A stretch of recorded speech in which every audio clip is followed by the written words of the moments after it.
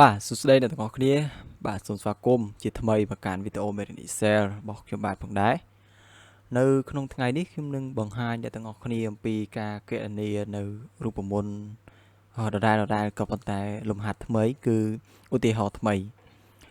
ខ្ញុំមានគ្រួសារមួយហើយខ្ញុំបានគ្រប់គ្រងការចំណាយគ្រួសារខ្ញុំពេញមួយឆ្នាំក្នុងនោះខ្ញុំមានកូនមានម្ដាយមានប្រពន្ធដែលត្រូវគ្រប់គ្រងបាទហើយរាល់ការចំណាយការឲ្យលុយការផ្ដល់អ្វីផ្សេងទៅពួកគាត់គឺខ្ញុំតែងតែកត់ត្រាទុកជារៀងរាល់ខែនិងជារៀងរាល់ពេលដែលខ្ញុំបានផ្ដល់ឲ្យគាត់ក្នុងលំហាត់នេះគឺការគ្រប់គ្រងចំណាយនៃគ្រួសារខ្ញុំក្នុងរយៈពេល1ឆ្នាំឧទាហរណ៍ខ្ញុំមានសមាជិកគ្រួសារដល់ទៅ7នាក់បាទហើយសមាជិកនោះគឺដូចខ្ញុំបានរៀបរាប់ខាងដើមមាននឹងប្រុសស្រីហើយនឹងចំនួនអាយុជាដើមមុខរបរគាត់ផងដែរនៅតាមផ្ទះតើគាត់ធ្វើអីគាត់មានទូនាទីធ្វើអីគាត់បែងចែកគាត់ទៅកូនជាអ្នកធ្វើអីម្ដាយជាអ្នកធ្វើអីប្រពន្ធជាអ្នកធ្វើអីគឺបែងចែកអញ្ចឹងណាឬក៏ដាក់កាលវិភាគគ្នាម្ដងនោះគឺជាការរៀបចំបញ្ជីគ្រួសារមួយផងដែរខ្ញុំជឿជាក់ថាការធ្វើបែបនេះគឺវាជាទម្លាប់មួយដ៏ល្អសម្រាប់គ្រួសារផងដែរឥឡូវត្រឡប់មកថាយើងនឹងរៀបចំអ្វីទាំងអស់នោះទៅលើ Excel តែម្ដងអ្នកទាំងអស់គ្នាមានកុំព្យូទ័រហើយមានកម្មវិធី Excel អ្នកទាំងអស់គ្នាអាចធ្វើបានផងដែរបាទនៅក្នុងខែមករាគឺខ្ញុំបានឲ្យលុយទៅជីតានោះបាទជីតាហ្នឹងហើយភេទប្រុសនៅគាត់អាយុបានជីតាហ្នឹងគាត់អាយុ85ឆ្នាំហើយគាត់នៅផ្ទះទេប៉ុន្តែខ្ញុំបាននៅខែមករានោះខ្ញុំបានឲ្យគាត់ទៅ$50បាទក្នុងមួយខែកុម្ភៈខ្ញុំឲ្យ$60ហើយរហូតជារៀងរាល់ខែដល់ខែធ្នូខ្ញុំឲ្យរហូតដល់$70រីឯកូនរហូតអ្នកទាំងអស់គ្នាឃើញហើយរហូតទាំងអស់ហ្នឹងគឺខ្ញុំឲ្យគាត់តាមហ្នឹងបាទការចាត់ចែងចំណាយផ្សេងជាទូទៅប្រពន្ធគឺគាត់ជាអ្នកចាត់ចែងលុយឬក៏ប្តីជាអ្នកចាត់ចែងលុយអាស្រ័យលើការវិភាសាគ្រួសាររបស់គាត់បាទប៉ុន្តែយើងអាចកត់ត្រាបែបនេះបានឥឡូវក្នុងនេះខ្ញុំបានគណនារួចអស់ហើយតារាងនេះខ្ញុំបានធ្វើដោយខ្លួនឯងហើយខ្ញុំបានយកពីអ៊ីនធឺណិតពី website ផងដែរខ្ញុំនឹងដាក់ website នឹងនៅខាងក្រោមអ្នកទាំងអស់គ្នាអាចចូលទៅទស្សនា website នឹងបាននៅក្នុង website នោះគឺមានបង្កើតដោយកូនខ្មែរយើងតែផ្ទាល់តែម្ដងហើយបងប្អូនអាច download យក keyboard ឬក៏ខ្មែរ Unicode ឬក៏ font អីផ្សេងកម្មវិធីផ្សេងដោយមិនមានការ hack ឬក៏មិនមានការអីប៉ះពាល់អីផ្សេងបងប្អូនអាចចូល download កន្លែងហ្នឹងបាទចុចក្នុង subscribe ខាងក្រោមណាបាទឥឡូវខ្ញុំចូលមកលំហាត់ជាក់ស្ដែងនេះតែម្ដងថាតើការយើងនឹងធ្វើបែបម៉េចជាមួយគ្នាបាទអញ្ចឹងអ្នកទាំងអស់គ្នាឃើញហើយយើងមានតារាងបែបនេះអញ្ចឹងខ្ញុំចង់ឲ្យវាមកនៅកណ្ដាលខ្ញុំចុច select យើងចុច select បែបនេះមកហើយចុច insert បន្ទាប់មកវាមកនៅកណ្ដាលបាទបើវាច្រើនពេកអ្នកទាំងអស់គ្នាលុបចោលកន្លែងនេះយើងចុចអានេះទៅបាទលុបចោលពីកន្លាទៅដោយសារវាច្រើនពេកបាទអញ្ចឹងអ្វីដែលអ្នកទាំងអស់គ្នាត្រូវធ្វើទាញអានេះខិតមកលើបន្តិចមកហើយដាក់ពណ៌វាចោលទៅនេះគឺជា style របស់ខ្ញុំដើម្បីឲ្យវាដឹងថាយើងមានបន្ទាត់មួយនៅខាងលើបាទហើយបន្ទាប់មកអ្នកទាំងអស់គ្នា select បែបនេះហើយទាញវាមកក្រោមបន្តិចបន្ទាប់បាទ select មកនេះ select ទាញឲ្យចេញបន្ទាត់សញ្ញាព្រួយនេះអូវាមកក្រោមមកបាទបន្ទាប់មកខ្ញុំឆ្លាញ់ពណ៌បែបនេះគឺខ្ញុំដាក់ពណ៌ចេះហើយបន្ទាប់មកគឺខ្ញុំដាក់ពណ៌វាជាពណ៌សដើម្បីងាយស្រួល focus ទៅលើ select កិច្ចការរបស់ខ្ញុំបាទខ្ញុំដាក់ជាពណ៌សក្នុង select កិច្ចការចំពោះចំណងជើងនេះវិញគឺខ្ញុំដាក់ទៅជាពណ៌បាទជាពណ៌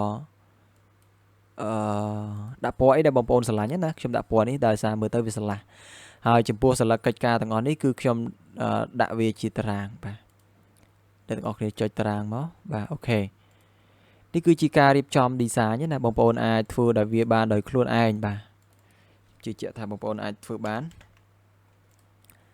បាទនេះយើងដាក់មកកណ្ដាលមកបាទអូខេរីឯចំពោះអក្សរយើងអាចគូស save ខាងក្រោមនេះហើយដាក់ឈ្មោះជាងទៅបាទអូខេ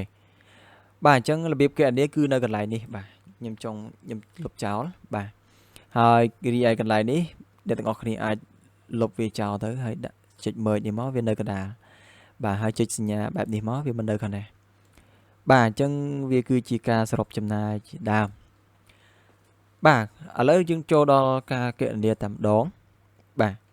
ដល់យើងគណនាសរុបថាតើប្រាក់ក្នុងមួយឆ្នាំយើងបានផ្ដល់ទៅជីតាហ្នឹងតើបានប្រមាណហើយបាទយើងយករូបមន្តសាមធម្មតាបងប្អូនចេះណាបាទគឺងាយស្រួលមែនតើខ្ញុំខ្លាចបងប្អូនរនឹកឧទាហរណ៍ធ្វើលំហាត់មិនឃើញណា bà select វាទាំងអស់មកហើយបិទវងកញ្ចក់វិញទៅហើយ enter បាទបន្ទាប់ពី enter អ្នកទាំងអស់គ្នាដាក់ឲ្យចេញសញ្ញាជើងក្អែកនេះមកហើយអូសពេលដែលអូសមកអ្នកទាំងអស់គ្នានឹងឃើញហើយថាយើងចំណាយទៅលើជីតាគិតជាដុល្លារគឺ$650ប៉ុន្តែខ្ញុំអត់បានដាក់ដុល្លារទេបាទហើយចំណាយទៅលើឪពុកគឺដល់តែ2000ជាងបាទហើយយើងចំណាយទៅលើម្ដាយគឺដល់1000ជាងទៅដោយសារគាត់ធ្វើម្ហូបធ្វើអីផងទៅបាទផ្សេងទៅហើយយើងរកជាមធ្យមភាពថាតើយើងចំណាយទាំងអស់ហ្នឹងអ្នកណាច្រើនជាងគេយើងយក average ហើយ select ទិន្នន័យទាំងអស់នេះមកហើយបិទវងកញ្ចក់វិញមកហើយ enter បន្ទាប់មកយើង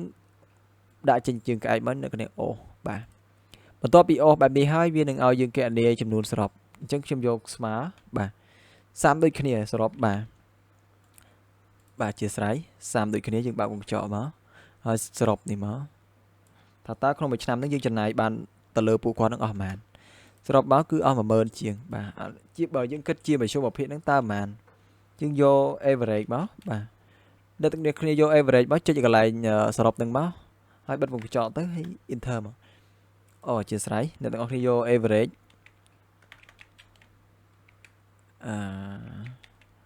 បាទ average នេះមកហើយ select ងនេះមក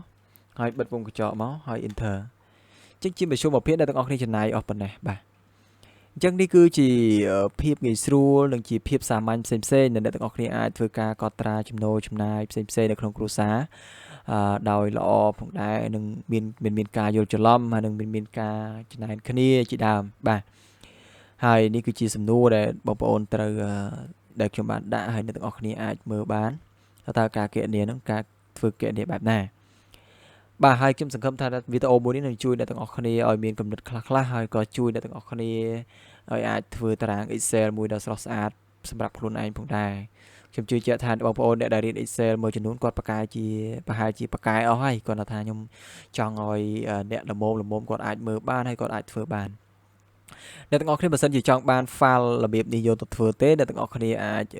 ចុច subscribe ខាងក្រោមដើម្បីទទួលយកឯកសារនេះដល់ពេលដែលអ្នកទាំងអស់គ្នាចុច subscribe ហើយអ្នកទាំងអស់គ្នាមើលកន្លែង description អ្នកទាំងអស់គ្នានឹងឃើញ link មួយអ្នកទាំងអស់គ្នាគ្រាន់តែ click នឹងទៅវានឹងចូលទៅកាន់ Telegram ហើយអ្នកទាំងអស់គ្នាគ្រាន់តែធ្វើការឆាតមកខ្ញុំតាមរយៈ Telegram ហ្នឹងគ្រប់ Telegram ហ្នឹងខ្ញុំនឹងផ្ញើមេរៀននេះជា private ឲ្យតែម្ដងហើយអ្នកទាំងអស់គ្នាអាចយកទៅអនុវត្តបានបើសិនជាអ្នកទាំងអស់គ្នាមិនចេះបង្កើតតារាងខ្លួនឯងបាទខ្ញុំសូមអរគុណក្នុងការចូលមកទស្សនាហើយជូនពរអ្នកទាំងអស់គ្នាសុខភាពល្អបាទសូមជម្រាបលា